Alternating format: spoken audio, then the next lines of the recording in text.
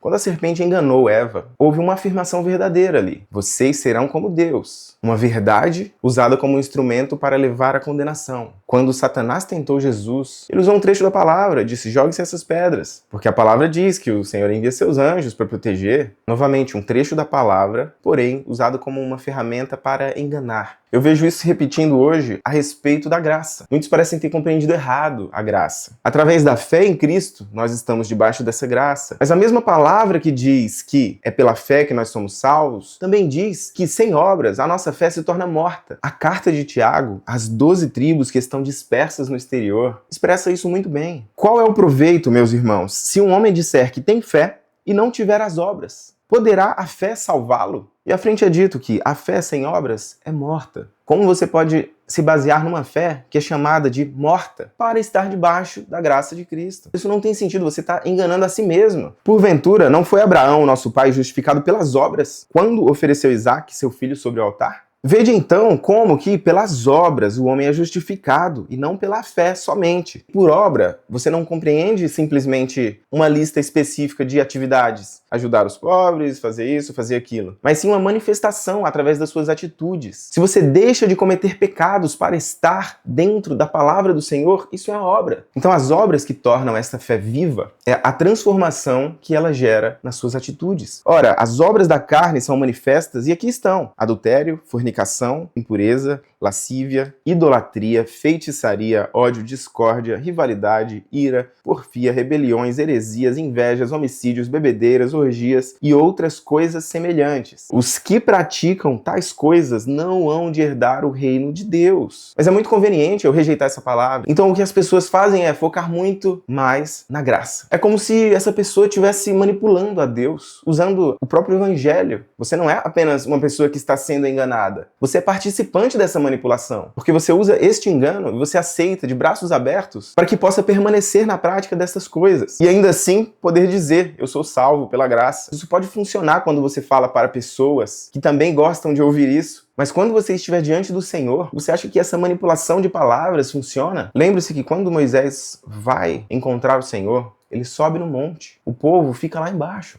Se você acompanhar as multidões, você vai ficar lá embaixo. E tardando o Senhor a voltar, você acaba ficando com essa mesma multidão em torno de algum ídolo, como eles fizeram. Porque virá o tempo em que não suportarão a sã doutrina, mas, conforme as suas próprias concupiscências, amontoarão para si mestres e desviarão os seus ouvidos da verdade, voltando às fábulas. Você acha que um dia nós estaremos longe do Evangelho? E nós já não estamos, porque nós vivemos o tempo final. E nós crescemos em meio a um evangelho, a uma igreja, a uma sociedade como um todo corrompida, que não fala a verdade, e sim o que é conveniente. O formato das igrejas hoje, ele é muito convidativo para o engano, porque há uma preocupação excessiva com o número de membros. Veja o cenário que se monta aqui. Por um lado, as igrejas preocupadas com o número de pessoas que estão dentro. Por outro, as pessoas movidas pelos seus desejos, suas inclinações e não pela verdade. Como eles poderiam falar a verdade quando esta verdade prejudica a própria instituição para a qual ele trabalha? Alguns pensam que porque há a liberdade para se ter cultos, nós estamos em torno da verdade, em torno do evangelho. Mas a verdade é que essa apostasia da qual Paulo falava, que deveria vir antes que chegasse o fim, ela é muito abrangente, muito generalizada, de forma que está à nossa volta, sem que a gente perceba muitas vezes. Nós fizemos uma seleção do evangelho. Nós falamos da fé,